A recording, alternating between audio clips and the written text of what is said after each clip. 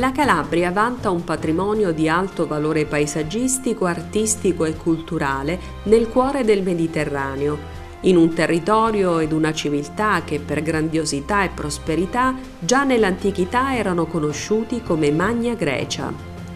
Un album di paesaggi che si alternano a pochi chilometri l'uno dall'altro, diversi tra loro per colori e odori, ma anche e soprattutto per sapori forti e inconfondibili.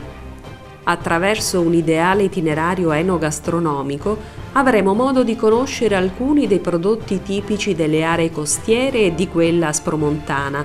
come nel caso di Canolo Nuova, 890 metri sul livello del mare, dove continua una tradizione di panificazione che vede nel pane di segale il suo prodotto principe.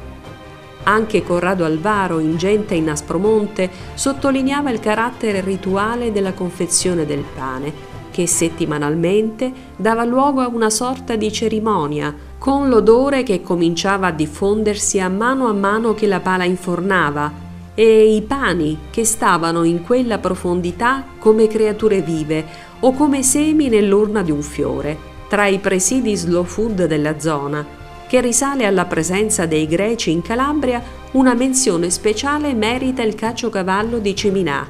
un formaggio stagionato a pasta filata di forma ovale, prodotto soprattutto da marzo a giugno, ma disponibile tutto l'anno in quantità ridotte. Una delle colture più antiche è quella della vite. Tra i vitigni più antichi continua a rappresentare un'eccellenza il Greco di Bianco, un vino da dessert. Anche gli ulivi caratterizzano il paesaggio agricolo calabrese, con produzioni di olio che raggiungono eccezionali proprietà organolettiche grazie alla raccolta effettuata esclusivamente a mano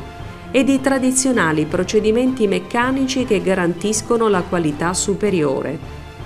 In Calabria molto diffuso è l'uso del peperoncino piccante per il condimento di numerose pietanze, la preparazione di salse e conserve. A Mammola, un piccolo centro nella fascia preaspromontana, grazie all'acqua ricca di calcio, magnesio e ferro, si è sviluppata la lavorazione dello stocco, merluzzo essiccato, importato direttamente dalla Norvegia, che dopo una lavorazione artigianale viene preparato in gustose ricette, tra cui lo stocco alla ghiotta, con pomodoro, uva passa, capperi e olive.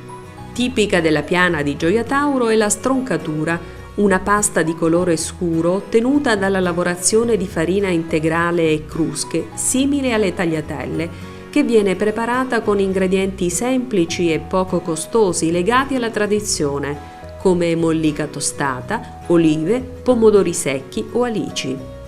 La nostra prossima tappa sarà Delia Nuova, una porta dell'Aspromonte, dove rinomata è la produzione di torrone con tecniche artigianali, ma anche susumelle, pitte e mostaccioli.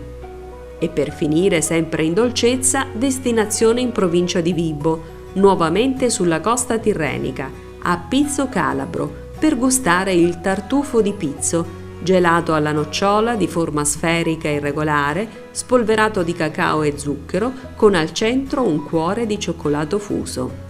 Ma l'enogastronomia è solo uno dei motivi per cui visitare la Calabria. Con i suoi 800 km di costa, la Calabria è meta privilegiata dei turisti di tutto il mondo. Le acque cristalline e i fondali suggestivi e ricchi di innumerevoli specie ittiche sono gli attrattori principali di località come Roccella Ionica, Tropea, Pizzo, Bagnara, Scilla, Palmi, Diamante, Scalea. La peculiarità più apprezzata è la possibilità di raggiungere le località più affascinanti della montagna aspromontana in poco meno di mezz'ora dalle principali spiagge. Le tradizioni popolari continuano ad affascinare i turisti per la singolarità degli eventi e la corale partecipazione dei calabresi, anche in località non facilmente accessibili, come Polsi, dove ogni anno migliaia di fedeli onorano la Madonna della Montagna con pellegrinaggi e veglie di preghiera che culminano nella processione del mese di settembre. Grande devozione anche a Reggio Calabria per la festa della Madonna della Consolazione, protettrice della città, che ogni anno nel mese di settembre viene portata in processione dall'eremo, sua dimora abituale, al Duomo, e poi a novembre, quando la vara della Sacra Effigie viene riportata all'eremo ed affidata ai padri cappuccini.